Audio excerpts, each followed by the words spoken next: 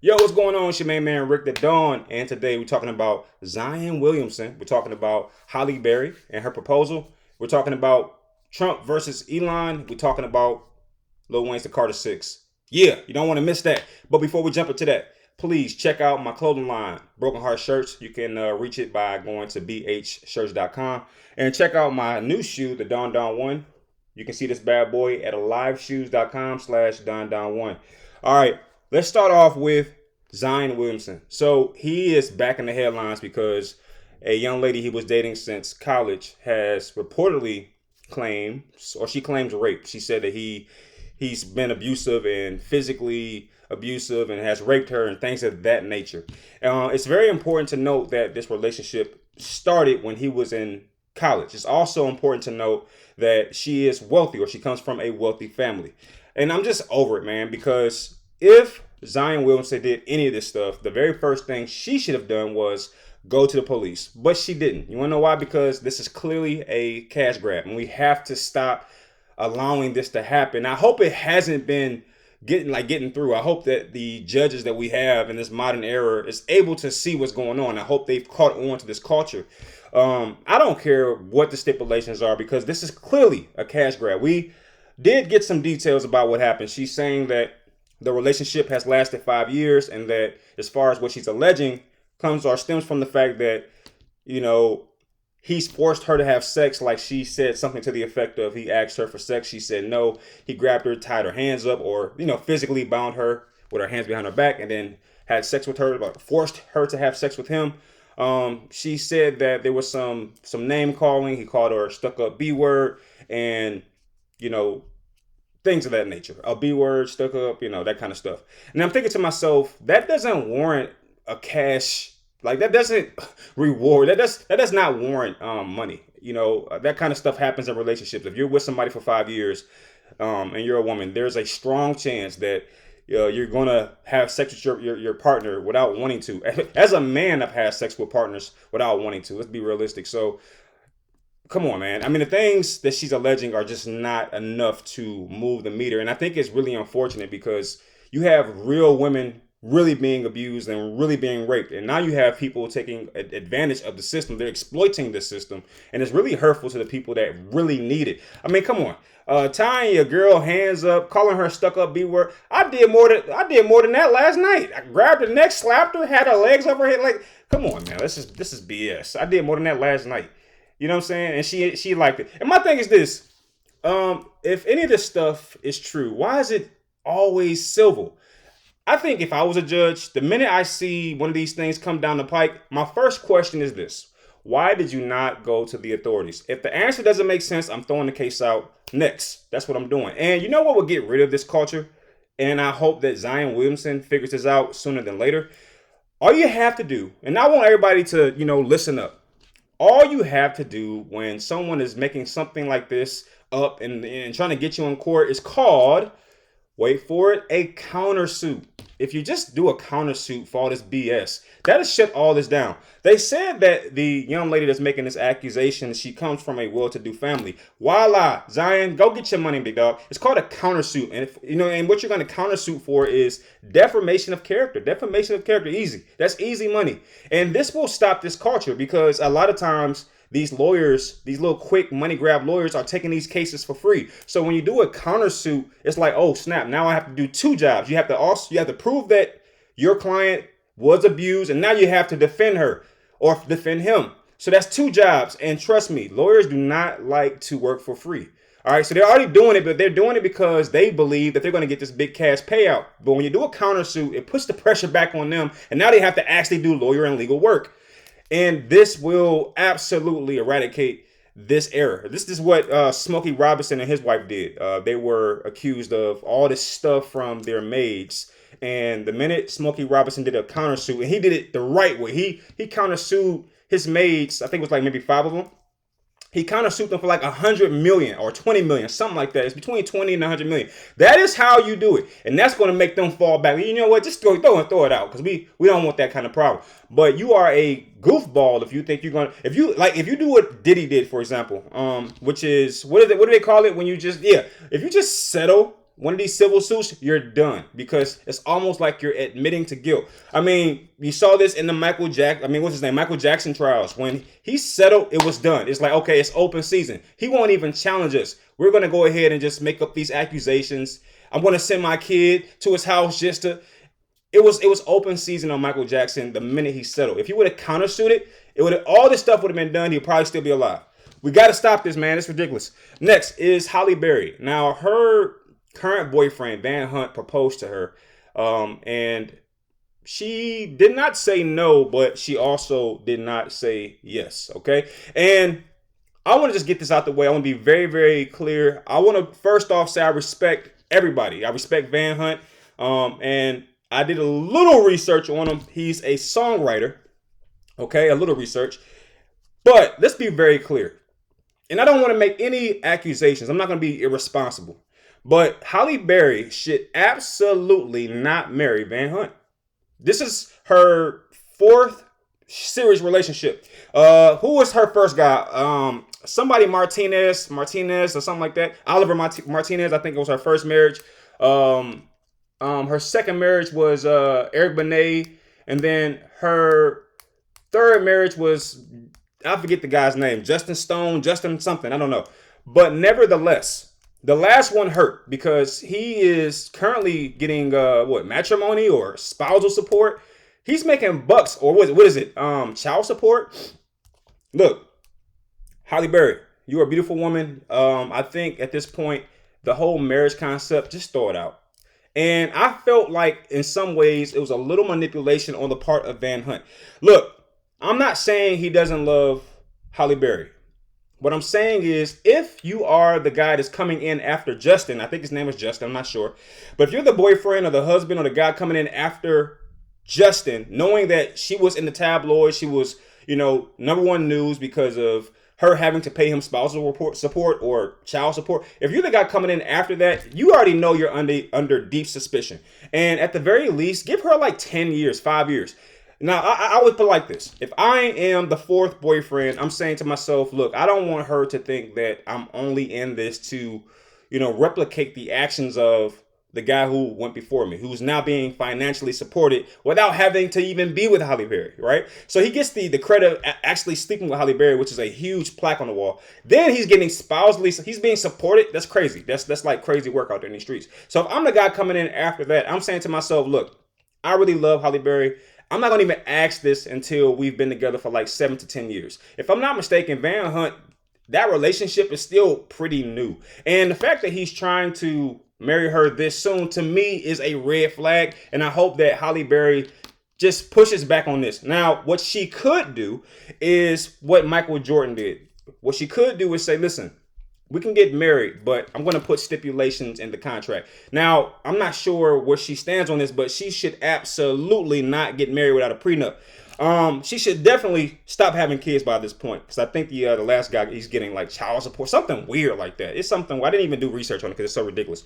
But it's like, look, we're going to put all these stipulations in. Michael Jordan says, look, I'll give you $5 million a year for every year you're married with me. Basically trying to remove the incentive to divorce him. And by the way, that's not a good incentive because Michael Jordan's worth billions. So what is $5 million? It's like offering somebody 5 cents, not to sue you for 1,000. So look, I would say, look, I love you too, but I'm good on marriage right now. Or you have to put something in writing or something legally binding stating that if we are to go the way of the dodo bird, you get nothing, or already lock in an amount. No matter what happens, whether we have children or whether we divorce or whatever the case might be, you only stand to make about $1 million. But the problem with that is a good lawyer can find legal loopholes and all this stuff. And that's why I would say she should just say no to the whole marriage concept by this point. I feel like if this was her first time or first rodeo, go for it. But by this being the 4th one and the 3rd one going the way it did, at this point, she has to consider everybody, I don't want to say an enemy or a predator, but she has to be more cautious. And let's be very clear. I tried to find the net worth of Van Hunt. It is not listed. You know what that means? That means he make about as much as Rick the Don does. Okay, that means that he's not touching what her net worth is, which is $90 million. He's not touching numbers like that. And with that being the case, she has to say no. You have to, because I think when it's love involved, you have these glasses on. You're not looking at everything from a financial standpoint even. Look, that's not it. That's not it. I'm married to a woman that makes more than me. Like I'll fully state it. She makes more than me. And it took a long time for her to realize, like, hey, he's not really after anything but my heart. And trust me, if my wife made 90 million or she was worth 90 million, I don't know, man. I might have to go ahead and divorce her real quick. I'm sorry. That's a joke, by the way. So look, next, Trump and your main man, Elon Musk, are having at it. We got people celebrating all over the world. They are happy to see that these two are disrespecting each other publicly. And I got to say it, white people, y'all look real bad right now. Welcome to, come on in. Y'all come on in, sit down. Come join me. All right, come join me as we sit back and watch our culture and our race destroy our reputation. Hey, look, because this was not supposed to happen. I don't care. Look, I'm a great chess player. I love to see, or I like to think that I can find the loopholes when people are trying to put on a front. Like maybe this is just a front to keep your attention here while this is going on, while that is going on. No, this is real bitterness. And we know that because Donald Trump is not one of those people, right? He's not going to fake dislike you. He's either he like you, he don't. What happened was, this is basically a girlfriend, boyfriend thing. And I hate to say it that way because that's what this is. Elon and Trump were singing each other's praises. They were like a couple, for crying out loud. And that was the fault of Trump. Right? Trump allowed Elon to feel way more important than what he was. But I know why Elon felt that way, because at the end of the day, we're being very transparent here because that's the platform I want to create. We're going to be transparent here. The reason that Trump got reelected is because of Elon. Elon was doing something. And he even let it spill because he messy. Like I said, like a girlfriend-boyfriend situation. He messy because he let it slip. He said the only reason that Trump got reelected is because of me. Now, you go ahead and try to explain that. How does a car manufacturer get a president elected? All right, he was pulling some strings. He was doing some things. He was using his platform, Twitter, X, whatever you want to call it. He was using his platform to, do something manipulative to allow Trump to get in. And then once Trump get in, you saw what happened. A lot of love was given. A lot of that was front loaded. It was like, yo, what is this new Trump-Elon relationship? Why is it so prominent? Why are they always together and things of that nature? And I'm going to tell you what it was. It was like, hey, you just got me into the White House. Whatever you want, you got it. But like all relationships, they go sour. And it reminds me of one of my favorite Bible verses. Favor is deceitful. You know what I'm saying? And that's why I don't chase people's because I know it's deceitful. They'll like you 1 minute, they won't like you the next minute, and it'll all be because you didn't say hello 2 seconds sooner than you did.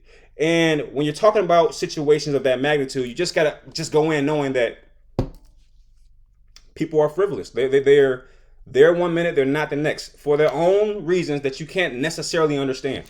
With that being said, Trump got in because of Elon. He said that, not me. Trump owed Elon a lot of favors, so he gave him Doge and he let Elon go crazy. But unfortunately, Elon went too crazy. He was supposed to make subtle moves. It's like chess, not checkers. Elon can't be a chess player. He can't be. He got that power and started making these over-the-top decisions, getting people fired. And you can't do that because Trump is beloved by so many. But I even saw instances where people who love Trump, I'm talking about they got the Trump flag outside their house, even they were upset with Trump over Elon's decisions because these people thought that they were bulletproof, mostly Caucasian Americans. They thought that they were bulletproof with Trump in the White House, but then they end up losing their job. They get these pink slips and they feel ultimately extremely betrayed. And the truth of the matter is, most likely Trump doesn't want these things to take place, but it's Elon that's making these decisions. And it's like being with a friend that's just going crazy. Everything they do, you're guilty by association. So Trump had to silently start to, push Elon away. And we saw it happen that one time when Trump was basically saying, hey, Elon, he's done what he has to do. He's going to get back to making cars. And it all really went down when Elon did that stupid Nazi salute at the inauguration. If I'm not mistaken, that's what it was. When he did that, it turned every black person against both Trump and Elon for the most part. Even if you are a black Trump supporter, seeing that had to rub you the wrong way. Like, for example, me. I actually like Donald Trump. before and after the Nazi salute. But I will tell you, I did say to myself, like, here we go. It's all good. It's all good. But here we go. Right? And as far as Tesla owners, man, every Cybertruck I saw after that Nazi salute, I like, look at that big ass rectangle you driving. It was all negative vibes for me. It was all negative vibes for me because I said, you know what? Here we go. It's that bullcrap.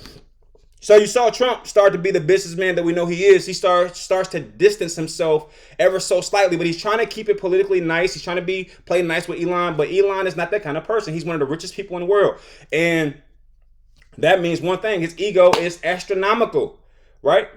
And now you see it. Now it's going real bad. You got Elon tying Trump to the Epstein files. He's saying the reason that the files did not come out is because Trump is in those files. Like, for a while, Elon Musk was saying he was going to expose the files on X. Yeah, I'm about to put them out. I'm about to put them out. And the reason, according to Elon, the reason he has not put those files out is because your main man Trump has been to Epstein Island. I mean, seriously, who is surprised by that? Like, seriously, come on. Epstein offered a service where he allowed or flew rich people to an island, which gave them all the sex that they could possibly want. Now, what a lot of celebrities probably did not know is the manner in which Epstein was providing these services. I'm not going to sit here and say that I 100% believe that these celebrities knew all the inner workings of how this all worked. And the reason I know that is because one of my favorite comedians, Chris Tucker, was seen on that island. And he is a devout Christian and all that. But I do also know that Chris Tucker loves women. All right. I saw one of his girlfriends back in the day. She was from Africa. I said, wow. He has the same type as me. And if that's true, yeah, he probably wants some sex. Because that woman you couldn't tell me he was with her for her personality. You wouldn't make me believe that. But I would say that if you were a celebrity, that Epstein thing was just all bad. You thought that it was like this little legal thing where you can just kind of get away. Like, going to a private island is not a big flex for a rich person. So like, hey, I'm just going to a private island. Like, me and you being flown to a private island be a little suspicious. But if you're rich, you're used to that. And then when you get there, you got a guy who's kind of cool and he's like, yo, man, check out my flock of women, man. You can pick like, that seemed like that's homeboy vibes. But I'm not sure that any of these people, or not many of them, would participate if they knew, like, hey, these women have been captured and they've been drugged. Like, I don't know if people like Chris Tucker would have necessarily. I mean, that's just alleged. That's my opinion. I don't know if that's true or not. Maybe he would. I don't know. But the point is, I don't know. That'd be surprising. That'd be surprising to me. But yeah, it's all out there now. And Trump kind of fired back saying, look, Elon is tripping because he's mad about this mandate. I removed something from a mandate that I got approved. And one of the things, if I'm not mistaken, what he removed was this mandate that Elon wanted basically to make EV cars this bigger thing than what it already is, almost forcing the EV cars on everybody. And Trump is, man, I love Trump. I'm sorry. You can't get me to hate him. I think that Trump is an amazing president. He's the perfect president. I do dislike the people that he incites. I don't like the people that he galvanizes and makes feel empowered. But you remove these goofy Klansmen, Trump is pretty dope. All right, he's pretty dope for everybody. And I don't know why these Klansmen, these racist people, even care so much about Trump. Like, Trump is a black president. I don't know if y'all realize that. Like, the dude just got Larry Hoover's sentence commuted. You big goofy. Like, you know who Larry Hoover is? Like, anybody who's getting Lil Wayne, Kodak Black, Larry Hoover, Harry O, getting them out of jail, like, yo, he's not a white person. I'm sorry, not the traditional one. Definitely not the one that your grandfather used to like or be a part of, associated with. No, he ain't one of those. He one of these new white people that we like. I like him. So he's getting people like that commuted. Now, I'm not saying he's commuting the sentences of even more Caucasian Americans, but what I am saying is this: the people he getting out of jail means that Trump is pretty much a OG out here in these streets. And I'm not sure why y'all don't like. The writing's on the wall. Like, Trump is not. He's not a racist. I don't know how you could be a racist and let Harry O out of jail. I don't know if that works. That don't make sense to me. But no, so Trump kind of kicked back and said, look, Elon is tripping because he wants this stuff in this mandate that pretty much forces electric vehicles on everybody. And I think Elon will kick back or he pushed back and said, look, it's not about that. It's about giving people who do have electric cars some money back. Or I think at the end of the year, everybody who has an electric vehicle gets some kind of kickback financially. And I think Elon, and this is just speculation. I didn't do any deep research on this, but I think Elon wants to increase that amount, perhaps something to that effect. And Trump is like, look, I don't want to focus on electric cars because we already know Trump is against a lot of stuff, like, mandates or anything that forces people to do stuff, because he doesn't like the idea of being forced to do stuff. He's been privileged for so many years. He doesn't want to be forced to take a vaccine or anything of that nature. So he's pushing back on all this stuff. All right, and that's what's going on. But what is the final verdict on this? Trump needs to get out of the Elon bushes, if you will. He should have never got that close to that guy because Elon is so eccentric. He's weird. You know what I'm saying? So like any guy who would do a Nazi salute on a public stage that big is not a smart person. All right, he's inherited a lot. I don't know any smart person who would do that necessarily. Okay, I don't think that's a smart decision. And you have to get away. We all have friends that just made bad decisions, and we had to start to get away from them because they're gonna get you locked up. And that's what Trump got to start thinking about. You get away from Elon. He's problematic. I like that word. Elon is problematic. All right, check it. Next, we're going to talk about Lil Wayne. He just dropped the Carter 6. I don't know why people were surprised. I've been trying to tell people, look, Lil Wayne is a Satanist. That's why he dropped this stupid album on June 6th, right? Think about it. June is the 6th month of the year. He dropped it on June 6th. That's 2 6s. And it's the Carter 6. That's 3 6s. That's 6 and 3 score. So clearly Lil Wayne is just, nothing makes me happier than to see the double fail. All right, and nothing, or his henchmen, or the people he's employed to do work for him. Nothing makes me happier than to see the double or his little lackeys fail. And that's exactly what happened to the Carter 6, right? It came out, people were expecting the Carter 2, the Carter 3, and they got the exact opposite. You got memes all over the internet. I'm not sure if you've seen them, but you got people talking about he sounded like Jordan in the Wizard years, which I think is very disrespectful to Jordan because Jordan was still good in the Wizard years. But according to most people, this album is not even that. Okay. Now, I don't know how many tracks are on it. I think I heard the number 19 or 20, something to that effect. And even the biggest Wayne supporters are saying there's a maximum of 6 good songs on this 19 to 20 song album. And there are some people saying it's not even that. Some people are saying 4. Some people are saying only 6 minutes of the entire 19 to 20 tracked album is good. And I said to myself, hey, this is what happens when you use ghostwriters. Look, I've been trying to tell people for a long time, Lil Wayne is not what you think he is. He is a great kid, great person. He is a very intelligent person. He's a genius. He's smart. He's creative. He has the greatest voice of all time. I'm on record as saying that. But one thing he is not the greatest of all time. He is not even, if you're talking to me, Lil Wayne is not even like in the top 15 for me. Because he has ghostwriters. When you have ghostwriters, that immediately removes you from any realistic hip hop kingpin conversations. Period. And I still believe that the whole Carter series is written by Jay-Z. It's just my personal opinion. There's no evidence out there to support this, but I got to put it out there because Lil Wayne's rap style changed when he moved to New York. There was an article in Vibe. I'll never forget it. Wayne moved to New York and everybody was kind of confused. Like, yo, why are you moving to New York for?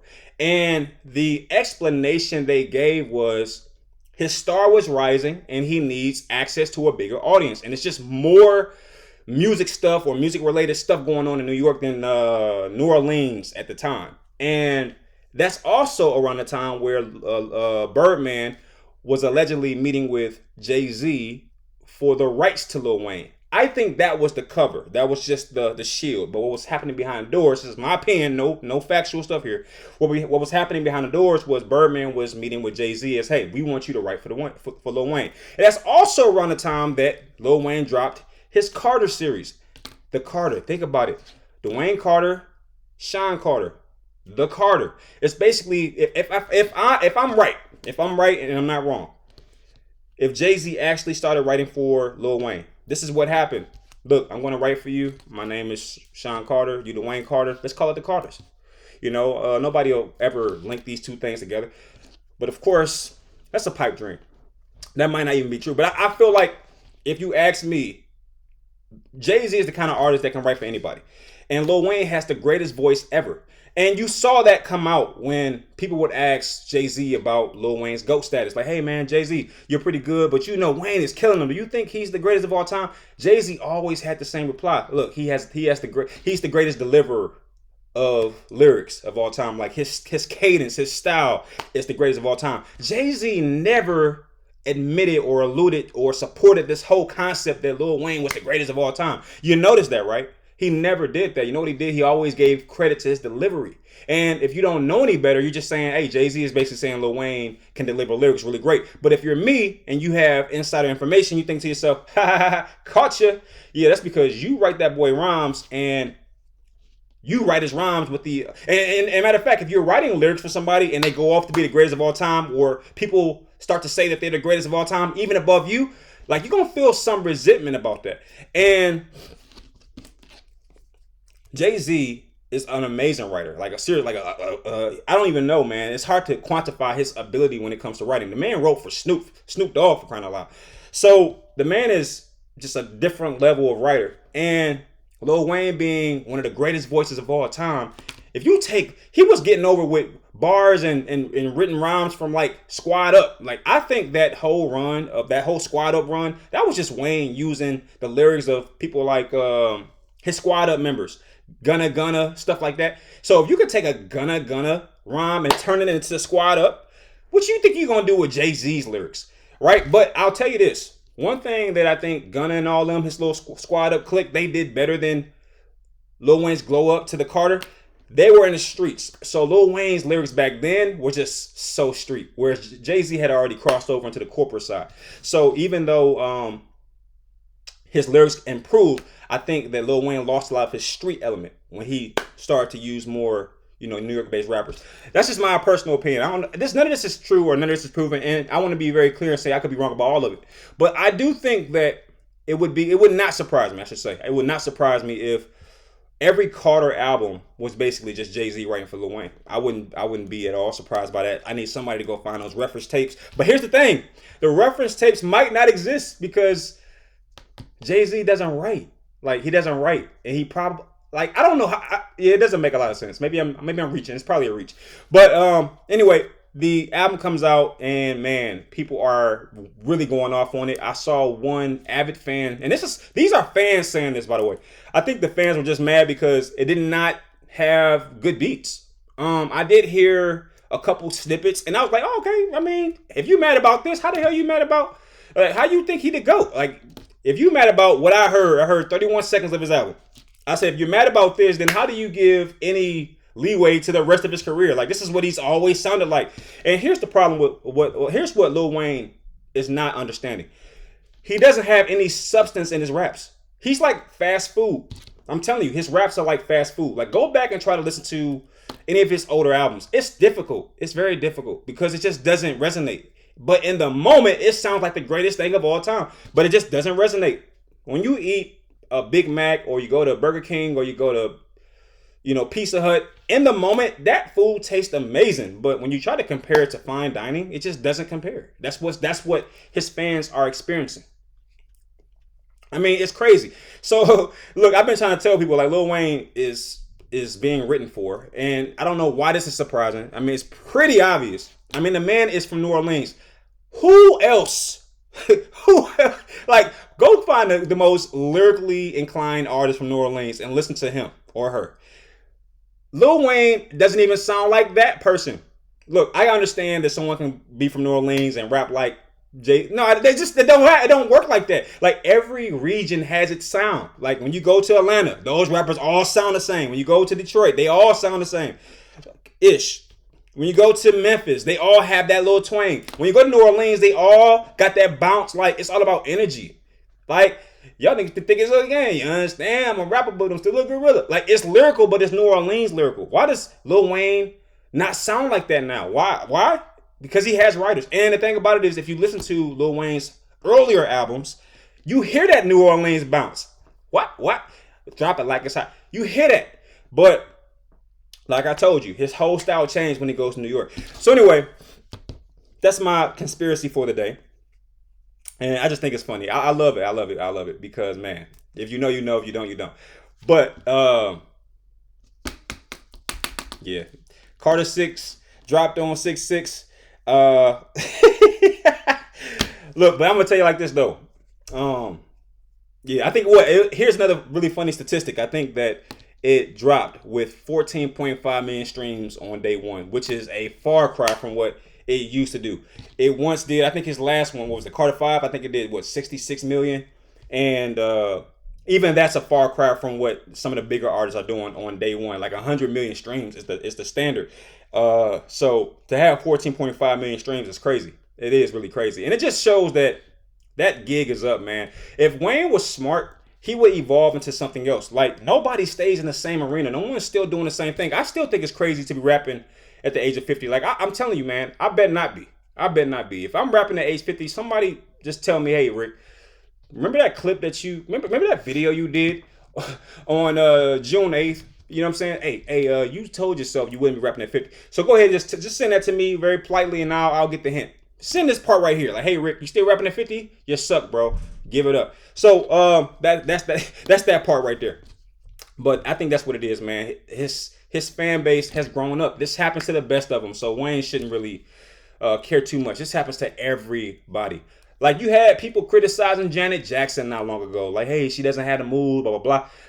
Look, that's because her fan base is not them little girls in a mirror combing and spraying oil sheen all over the place. Like, her fan base has grandkids now. So it's like the same adoration is not going to be there. I told you once, I'll tell you again, favor is deceitful. Don't ever do things for the love of people, because they change. They switched up on Jesus. Like, you can't switch up on a more pure person. So at the end of the day, you just don't do stuff for people. Do it for yourself. So I hope, if nothing else, Lil Wayne released his album for him and Satan. I hope that's about as far as that goes. I hope he didn't release it for fan adoration, because that blew up in his face, right? Yeah. Man, I tell you, it is a great vibe, though. It's a great feeling in my household. I'm like, yo, yeah, I'm glad that happened. Because Lil Wayne, man, oh, man. Man, it's hilarious. A 4 out of 4, somebody said a 4.5 out of 10. I was like, come on, bro, it can't be that bad. Like a 4.5 out of 10, that's crazy. That is absolutely crazy. But it just shows you that his fan base is no longer them little kids in high school who needs an anthem.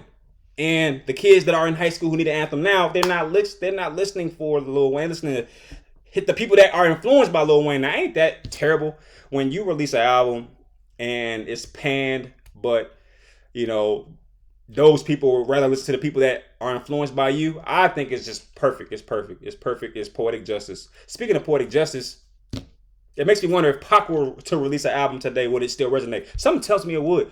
Now, what's even more unfortunate is, I don't know, man. I'm not about to become Wendy Williams out here, but I will say that, man, it's unfortunate because I know that Wayne really needs this to succeed. I really believe that. I believe that every artist needs their album to succeed. And it just is what it is. Streams are not album sales. And if everyone was smart, they would band together. Every artist would band together, maybe even form a union to push back against these streaming companies. Because I'm going to tell you right now, the money from 14.5 million streams is not a lot. It's not. It's a lot for the people who are the executives of the platforms. But as far as the artists, with all the people that artists have to pay today to even get their album out, like, dude, it's just not worth it. I mean, seriously, how much did he make off 14.5 million streams? Like, seriously, I'm going to tell you right now, the number can't be well above 1 million. If that, it might not even be 1 million. So you get this check, right, for pennies on the dollar, and you got to pay the producers, you got to pay all these people, and at the end of the day, the only way you can really make your money is to go on tour. But if the album sucks and nobody, and your reputation takes a downside as a result of this album, because you have to think that if you were to go on tour right now with all this going on, the shows or the turnouts would not be that significant. So now you're losing money on tour. That's even worse than dropping a dud of an album. Trust me. So look, man, I think it's perfect. And I think it's just more incentive for Lil Wayne to go ahead and axe that deal he got with Satan and all these little people right here and come back over to our side, big dog. Come on back over to our side. You should have never left. You should have never left.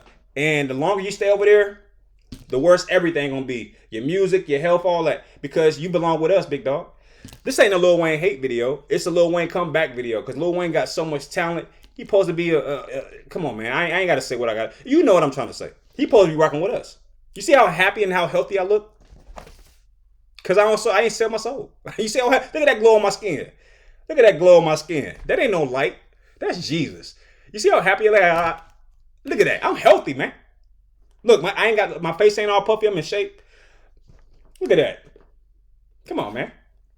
Jesus Christ, man. Yeah, but will I be listening to the Carter 6? Hell no. All right, y'all be cool, man. I'll holler at y'all.